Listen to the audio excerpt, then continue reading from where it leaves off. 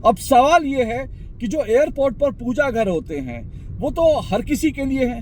अब वहां पर अगर कोई मुस्लिम महिला नमाज अदा कर रही है तो क्या कोई हिंदू महिला वहां पर जा करके क्या दुर्गा स्तुति नहीं कर सकती?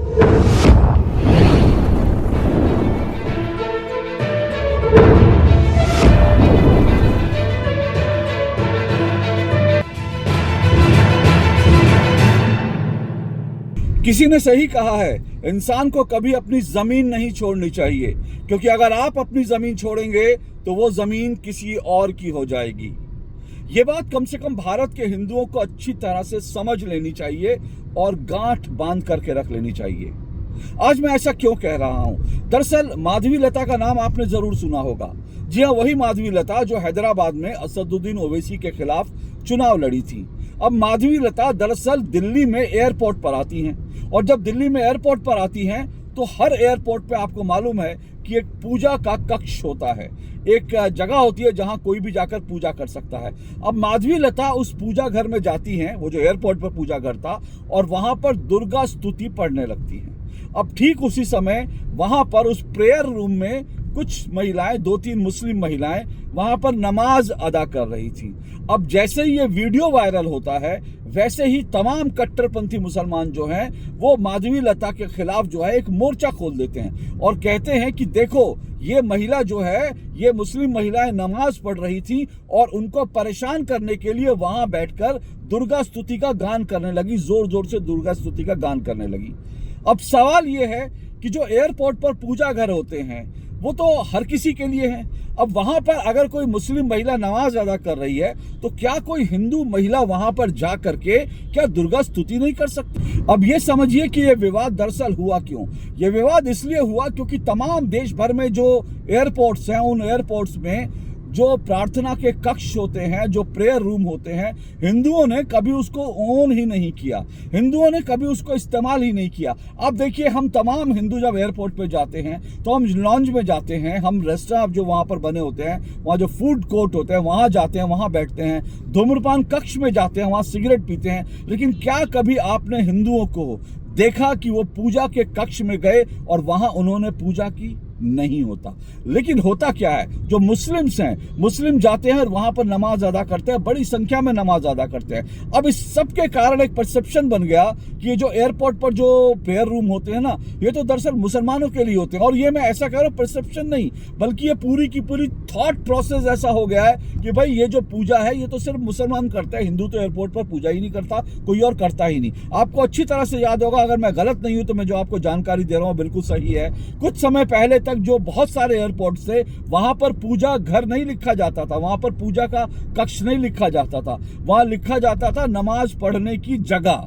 जब लोगों ने विरोध किया तो उसके पूजा कक्ष कहा गया, उसको कहा गया कि ये पूजा का कक्ष है, प्रेयर रूम है। लेकिन उसके बावजूद आज भी जो तमाम प्रेयर रूम्स होते हैं, कई एयरपोर्ट्स ऐसे हैं, प्रेयर रूम के सामने जो उसमें जो सिंबल बना होता है उसमें नमाज पढ़ने वाले व्यक्ति का बना होता है। अब ये अगर आप सिंबल ही नमाज पढ़ने वाले का बनाएंगे तो लगेगा कि ये तो नमाज पढ़ने के लिए कक्ष है। और उसके अलावा भी क्या है, अब तो बहुत जगह जब लोगों ने इसको भी विरोध किया तो सिंबल हटे और पूजा जो प्रेयर रूम है उसको जो है कई एयरपोर्ट्स पे लिखा ऑल फेथ्स के जो प्रेयर रूम है, कि यानी हर धर्म को मानने वाला यहाँ आकर पूजा कर सकता है। इस तरह से वहां पर बोर्ड चेंज हुए। लेकिन उसके बावजूद हिंदू जो है वहां पूजा करने कभी जाता ही नहीं है, मुसलमान जाते हैं, बाकी लोग जाते ही नहीं। अब इसके कारण एक परसेप्शन बन गया है कि भैया ये तो सिर्फ और सिर्फ मुसलमानों के लिए है। इसीलिए जब माधवी लता एयरपोर्ट पर एक जो पूजा कक्ष था वहां पर जाके पूजा करती है तो उसका विरोध होने लगा कि भाई ये मुसलमानों को परेशान कर रही है। अरे भाई, ऑल फेथ का वो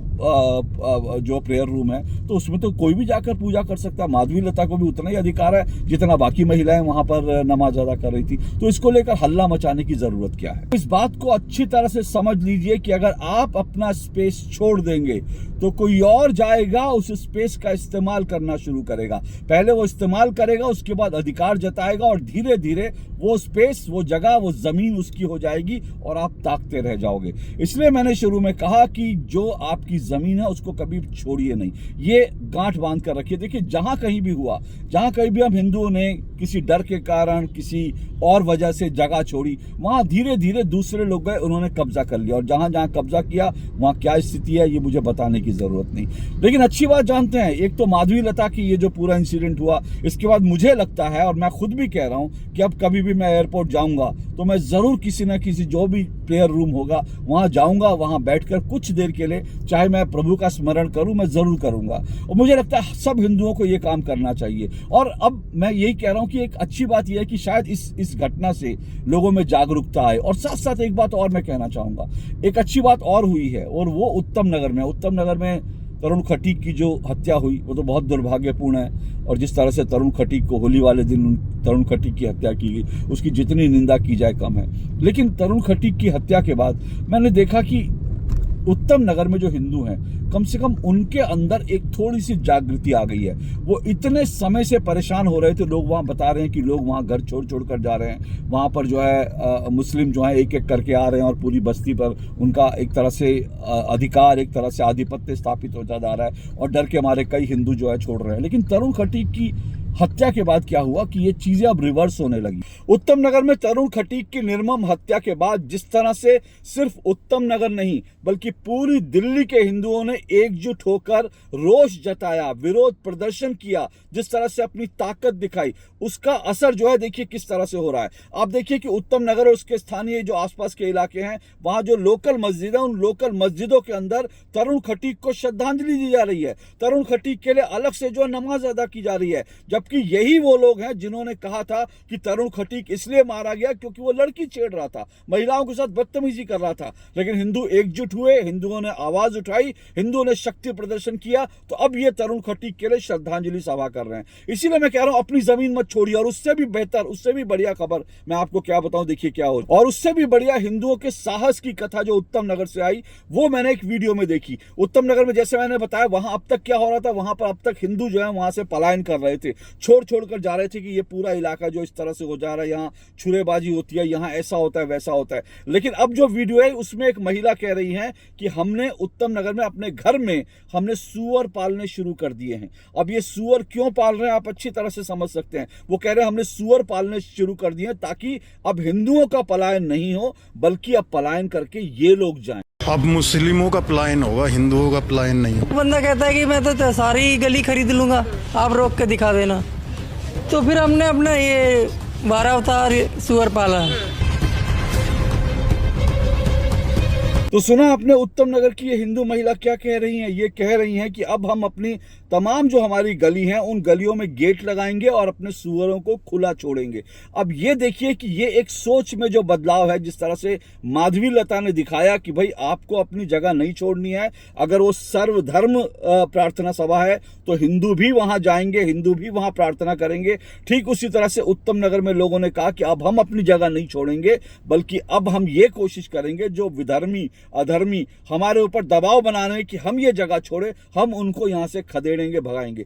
ये जो है एक बदलाव का संकेत है, एक अच्छे बदलाव का संकेत है। इसीलिए मैंने शुरू में कहा कि बहुत जरूरी है कि हिंदू इस बात को गांठ बांध ले कि जिस जमीन पर आप हैं उस जमीन को छोड़िए नहीं। जहां पर हैं वहां पर अगर आपके साथ कुछ गलत हो रहा है, आसपास कुछ गलत हो रहा है, तो उसके खिलाफ आवाज उठाइए, एकजुट होकर आवाज उठाइए। और अगली बार जब कभी भी आप किसी एयरपोर्ट पर जाएं तो वहां जो सर्वधर्म प्रार्थना सभा है वहां जरूर जाएं। भले ही आप वहां पर जो है हनुमान चालीसा पढ़ें, दुर्गा स्तुति करें या फिर हाथ जोड़कर अपने प्रभु का स्मरण करें, लेकिन वहां पर जरूर जाएं। ये बदलाव जरूरी है ताकि आपकी जगह पर कोई दूसरा कब्जा न करे। आज के लिए इतना ही। नमस्कार।